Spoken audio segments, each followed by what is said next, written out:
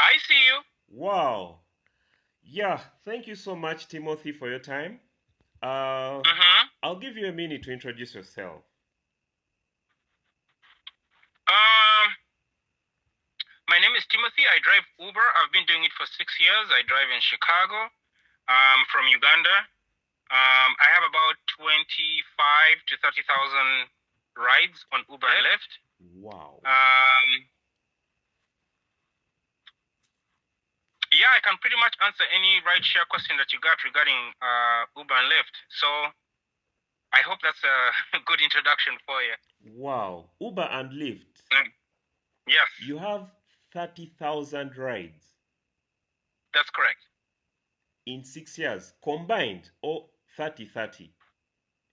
Combined. Wow, that's amazing. Yeah. Are you a full-time driver? Yes. I drive 6 days a week. The only day I don't drive is Tuesday because it's the slowest day. Is Tuesday slow for you only or everyone else? Or it's just around Chicago? No, no. In general, Tuesday is slow. So the busiest days for Uber is Friday, Saturday, Sunday, and Monday. So what happens is that typically people come for conferences, they come for events, they come for games or whatever on Friday, and then Saturday, Sunday, then Monday they go back home. So on Tuesdays the hotels are free, the planes are free, so everything is slow. If anybody wants, actually, that's pretty much universal. Most hotels are going to typically be free on Tuesday. If you want a cheap hotel, you order it on Tuesday. A cheap airline ticket, you order it on Tuesday. And then when people go back home, then they start going back to work on Thursday. So they start coming back for conferences. They start coming back for events. They start coming back for sporting events and all that good stuff. So Tuesday is typically the slowest day. Wow, thank you so much. Welcome to the Drivers Nation. It's a YouTube channel, and Yes. it's Big Phil, me, the host Okay. of the show. So I was on TikTok. That is about last year, and I Mm-hmm. got to your TikTok page. Turn Uber into a business. I was Yes. so concerned and attracted to your content because I was seeing the message and it is and so forth. So that's when I joined your live sometime. Was it early this year? Mm-hmm. Yeah, so we had a couple of discussions on your TikTok live. Then I joined your group, your community. Yeah. So from joining your community, then I noticed your contact. That's how I got your contact. Then I contacted you about this interview. Okay. Yeah. So, and I got shocked. You're a Ugandan. Yes, I am. Yeah. I was. I I I I came on the 27th of May, and I came back home on the 7th of June. I was in Uganda Yeah, for because about I 10 remember days. I contacted you. You gave me. We were supposed to do a live, recording, but Mm-hmm. then I lost. I lost. I lost the other account. I lost access to it. Oh, the TikTok account, you mean? Yeah, the one I first contacted you through with. Yeah, Okay. I lost access to it. Yeah, that's how the interview wasn't able to. I wasn't able to get in touch with you, and that is before I gotten your number from the community, from your community. Okay. Yeah, the WhatsApp community.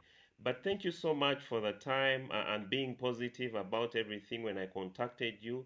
And there's a lot we really need to talk. We may not have everything off now, but I think and I request when you get time once in a while, we can have such conversations. Absolutely. Yeah. So first things first.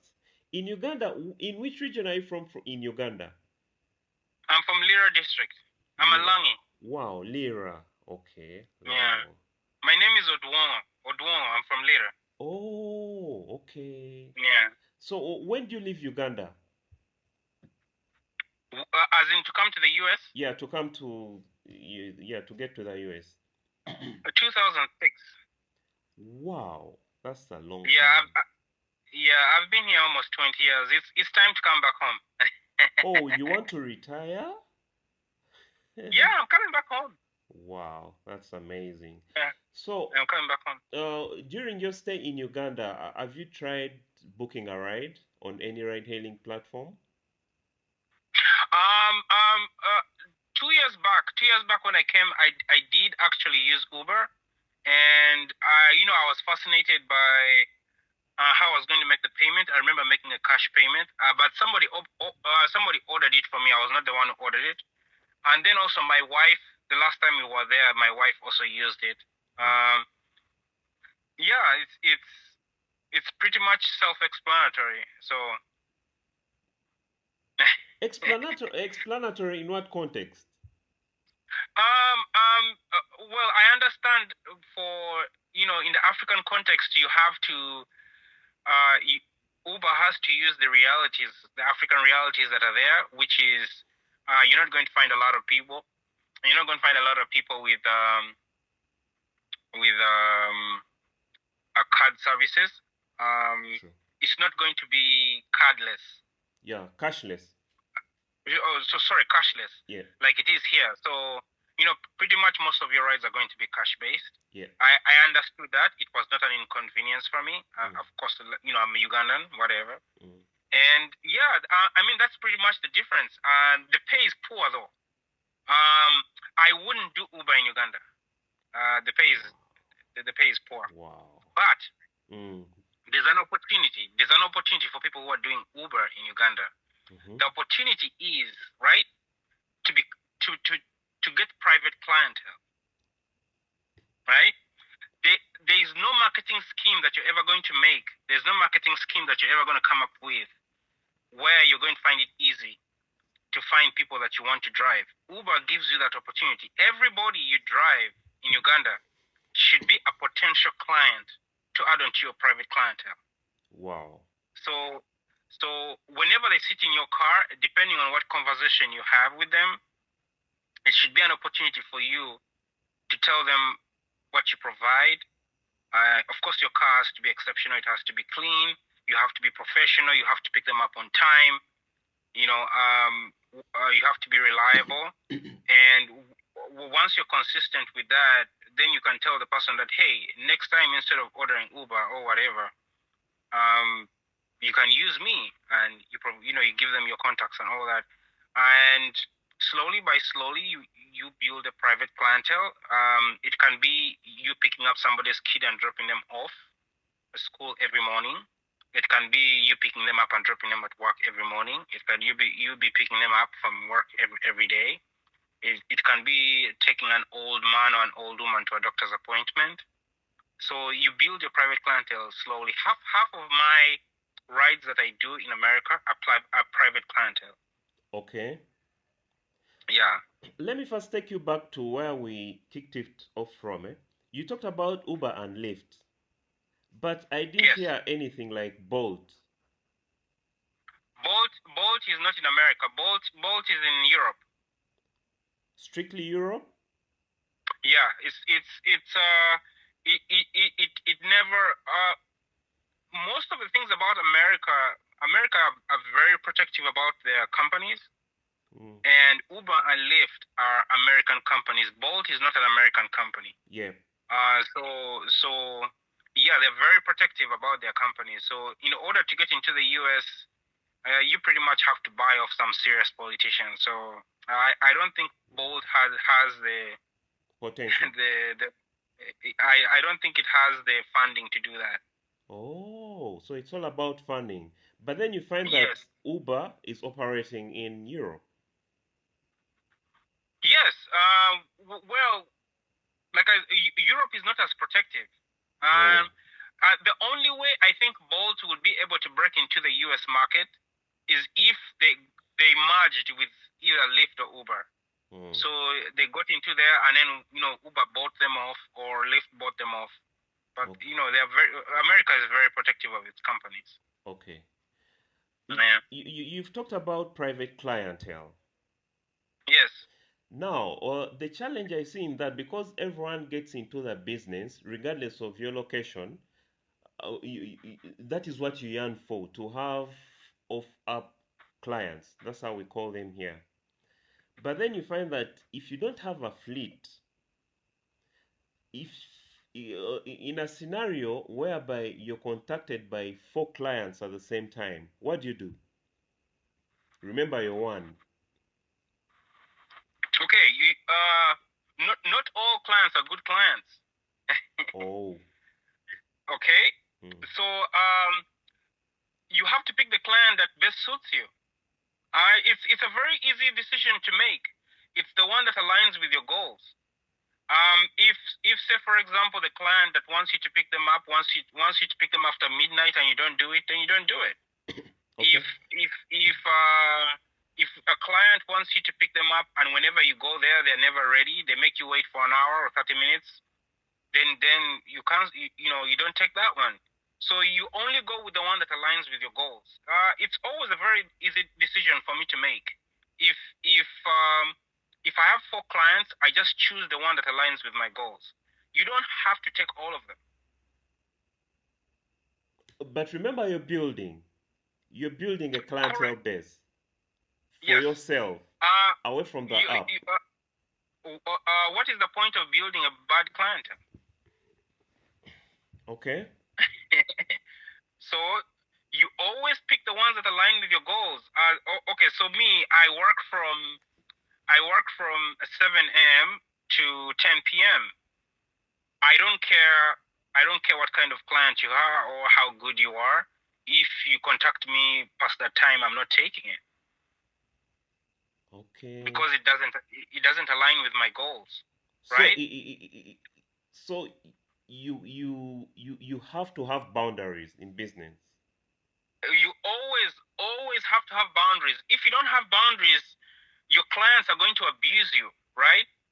I'll give you an example. If if you come to pick up a private client and they make you wait for an hour, you've lost income for that hour, right?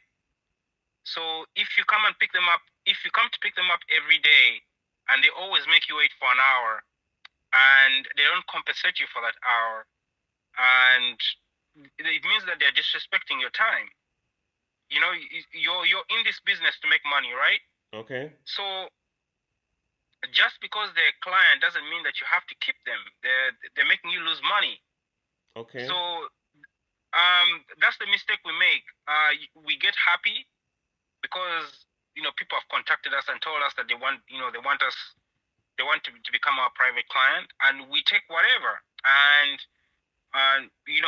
these clients don't have boundaries. They can call you whatever time. They can call you when they're drunk on Friday night. They can call you at 2 a.m. and say, hey, can you come and pick me up or whatever. There's nobody who's calling me after 1 a.m. and they're drunk or whatever, and they're saying, hey, come pick me up. It's 3 a.m. I'm at this club. No, that doesn't align with my goals, right? So not all private clients are good clients. You have to pick the ones that align with your goals. Okay. So, Yeah. does it also mean, because there are also clients who want to work like the app?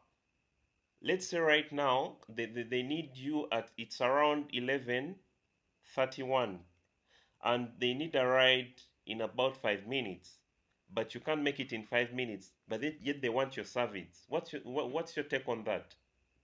You always have a template. So the template is whenever people are signing up for my private clientele, I tell them you have to give me a 6 hour notice. You have to give me an 8 hour notice. You have to give me a 24 hour notice. Okay. Because I have private clientels. I have schedules. I have people I pick up in the morning. I have people I pick up at this or whatever. So again, that's where the boundaries come in. You tell them that, hey, when you join my private clientele, you have to give me a 6 hour notice if you need a ride from me. You have to give me an 8 hour notice. You have to give me a 24 hour notice based off of how busy you are, right? Okay. So if you're not and if you're getting private clientele in the realities of Uganda, Mm. and the person lives in Mienga, Mm. and you live in Ntinda, I'm not going to be able to pick you up in 5 minutes, right? Okay. So again, this is you giving them a template. You tell them that, hey, you have to give me a 2-hour notice. You have to give me a 4-hour notice. Based on what works for you. You have to give me this. I have a book that I'm writing. It has all those templates, and it has all those boundaries that you have to set for yourself when when you're running a business. Um, the clientele is not the one that set the terms of the business with you. You're the one who sets the terms. Because if they don't work for you, then you're not going to deliver an exceptional service. Okay. Yeah. Talking about the book, is it only for the USA market, or it's all around? So there's a general one. The principles are pretty much universal. Yep. On how to get private clients, which is have a clean car, be professional, be cautious, grit, and all that. So I have one that will be downloadable. It will be an ebook. It will be universal. Of course, the examples are in the US, but they can be pretty much used anywhere.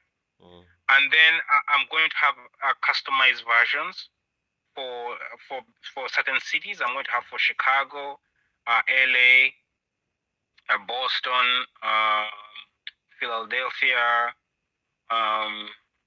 New Jersey, and New York. And then if I come to visit again in Kampala I would need about 2-3 weeks. I can do some research, talk to people here and there, and figure out how to make a customized one, for the African market, a general customized one for the African market. Okay. Yeah. Now, the last time I checked, Uber has introduced cash in the US. Okay. How true is that? It's true. So we have undocumented immigrants here, and they don't have access to banking. Oh. So that's who they're targeting. Oh. So if you don't have access to banking, you don't have access to cashless services. Okay. Because every time you order a ride, they're subtracting money from your bank, right? So if you don't have access to that, you have two options. Number one, you can buy a prepaid card, an Uber prepaid card. Oh, for swiping. Or which you would load onto your Uber account. Oh. Or you could pay, yeah. Or you could pay cash, right? So when you preload, the Uber amount, it's like a gift card. Let's say it's $50. Every time you order a ride, it would subtract from the $50. But that becomes inconveniencing because now you have to go to a place that sells them. You have to look for places that sell them. Okay. And then you have to constantly load. Now the average ride is $25. So that means that in order for you to survive the week, you have to load about $200-$300, right? Yep. And that becomes inconveniencing because the highest gift card they have is $50. So if you're using Uber every day, that means that you have another inconvenience of having to go to the store to keep buying the prepaid card. Now, with introducing the cash option, it's removing the friction of having to do that. Okay. So yes, I have taken a couple of rides that are cash. Yeah. Okay. Now, with your comparison about the poor pay down here in Africa, I won't be specific to Uganda. Okay, East Africa, as for now. What's your thought or advice about your target of turning Uber into a business, but with a poor pay, like you said? That's the secret. The secret is building your private clients. Start driving Uber to get access to these clients, and then when you start it's one of those things that I say use Uber as a stepping stone. So whenever you get a client, if you've driven Uber long enough, you will know which client you can talk to and which one you cannot, right? Oh. So a corporate guy sits in your car, you can tell he's corporate. You can, Yep. you know, you're driving him to airport, you're driving him to the casino or whatever. That's the guy you talk to. If you're driving, you know, a couple of girls who are just laughing at the back and you're dropping them off at the bar or whatever, that's not going to be your potential client, right? Okay. So, driving for Uber, if I were driving for Uber in Uganda, it would be simply to build my private clients. It would not be to make money from Uber. It would be to build my private clients. Now, that way, what Uber takes 50% of the fare. So if you're driving for Uber, if you're driving for Uber and they're giving you 16,000 for the fare, that means in actual sense, they paid Uber 30,000 for that, right? And that is potentially yours. So every time, you see, the thing that the thing that people get scared about is that, okay, if how am I going to compete with Uber, right? Because when the person sat in my car, they gave me 15, but that's not what they paid Uber. Okay, that's what Uber paid you. So the amount is much bigger, right? So it comes down to pricing. If you get a private client and they paid you 16,000, now you get the Uber app and you check how much they paid, and then you charge them 5,000 or 10,000 less, and that's how you beat Uber. Do you understand what I'm saying? Okay. I'm trying to get your point. You have to charge less. So charge less than Uber, right? So let's say you drove someone from Kampala to Mienga and they paid you 30,000, right? That's not what they paid Uber. Okay. That's what Uber paid the driver. So you check on the Uber app and then you see how much it costs for someone to order an Uber from Ntinda to Mienga. Now let's say it's 50,000. So if you want to make the person your private client, you tell them that, hey, how often do you make this trip? They'll tell you, I probably do it every day, or I do this, or whatever. And it's 50,000. You tell them, hey, the next time I'll charge you 40. So that way, you are a better option than Uber because, number one, you will come at whatever time they want you to come, and you're going to charge them less. So that's how you steal a client from Uber. You look at how much they paid, and then you charge 5,000 or 10,000 less. Not what you pay. Because here in Uganda, what we do, most of us drivers charge exactly or more. So how does Uber get its cut? The cut we pay through mobile money. It accumulates. Okay. It accumulates in negative. Then they let you know. When they let you know, you tap. Then you follow the prompts and pay through mobile money. Okay, so for you guys, you probably get the exact amount that they have charged the person, right? So yeah. if it's 15,000, it's 15. Tell the guy that tell the guy I'll charge you 10. So next time, instead of him using Uber, he uses you because you're cheaper than Uber. Okay, but that tactic, it's what Uber uses against its competitors here. So what? That tactic you're talking about, it's what Uber uses against its competitors. So why don't you use it too? Well, now that depends on how you see business, because I won't speak for every driver. Like, depending on the type of car you have, the engine size, etc., and your service. Okay, two things. Two things.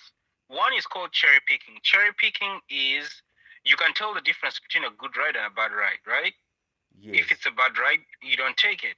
Mm. And then number two, private clients don't don't use price. Private clients use convenience. Yep.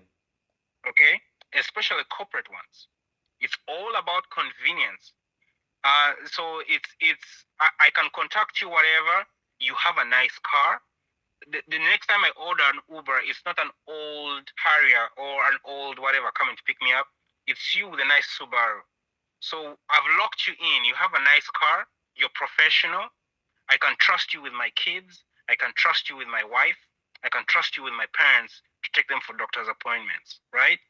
So for them, it's no longer about price. A private client is no longer about price. The price is the price is to get them into your car. Is to now make them a private client, Okay. right? Okay. After they have used you, they're going to tip you. And here's the beauty about people tipping. When someone tips you, they can never pay you less next time. Yeah. So say for right, Mm. you've locked it in now. So Mm. that's why they're going to keep paying you. So private clients, it's about convenience. It's not about price. Okay. Now let's talk about commission. First, in the US, I see a lot of videos and drivers complaining. What's the exact cut for Uber in the US? Who knows? You mean it's Look, not here's the standard? thing. Here's the thing. No, it's not standard. It's not standard. And you can refuse a ride. You can decline a ride at $7. It comes in a minute later. It's $8. You refuse it again. It comes in later. It is $4. You refuse it. It comes in a minute later, and it's $15. So it's hard to tell. Uh, Here's the reality: 90% of the rides that we get on Uber are bad rides. What? Okay. Yes, 90%. They're bad, Okay. and because we all have different goals, right? Yep. Some people are willing to drive for $10. Some people are willing to drive for 20. Some people are willing to drive for 30. I always tell my followers, there's always someone who's willing to take a bad ride. Yes. That's why they keep bringing them. World over. If yes, Mm. if in a perfect world, we sit down with all the drivers and we tell them, okay, these are bad rides, don't take them, and then we stop taking them, and then Uber is forced to increase its prices, right? But the reality is, there's, I always tell people, whenever young girls join an industry, then they are going to screw it up, right? Mm. Because young girls are willing to take little money, right? They've been working in McDonald's, they've been working in fast food places, Mm. and they've been taking $8 an hour. Now suddenly they've come to Uber and they're making 15, 18, and they used to make 400 a week. Now they're making 800 a week. So they're excited. Mm. I make 1,800, 2 grand a week, right? So my goal is different from hers. She's excited to be making more money. Then there are other people who are driving part-time, right? They've just got enough work. They want to take 3, 4 rides. They have a bill to pay. They want to pay off their credit card. So they're going to take the bad rides. They're looking for 40, $50, right? And then there are other stay-home moms. She's dropped off her kids at 8 a.m. She's going to pick them up at 3 p.m. She wants to throw in 3, 4 rides in between. She's going to take bad rides because she doesn't know what a good ride is and what a bad ride is, right? Mm.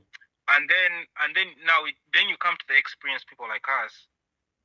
We know what our expenses are. We know we know how much it costs to repair a car. We know how much it takes to run this business because we do it every day.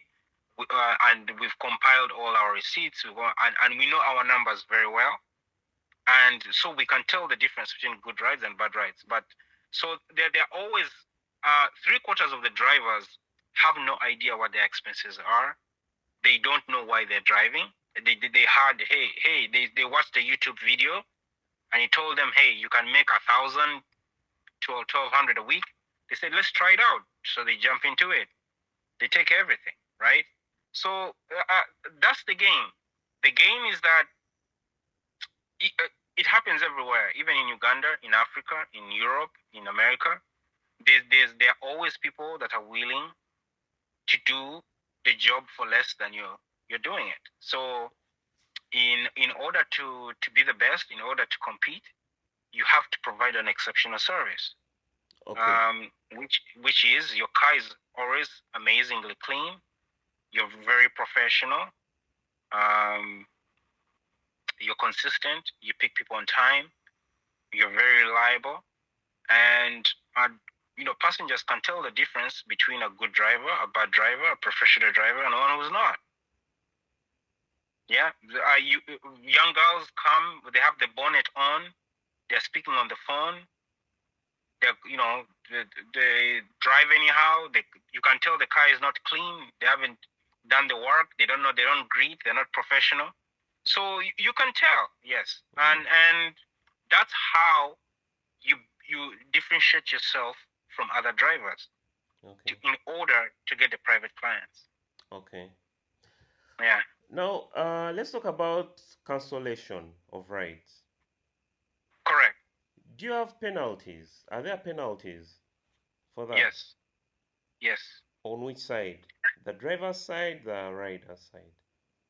Driver side. So there's a difference between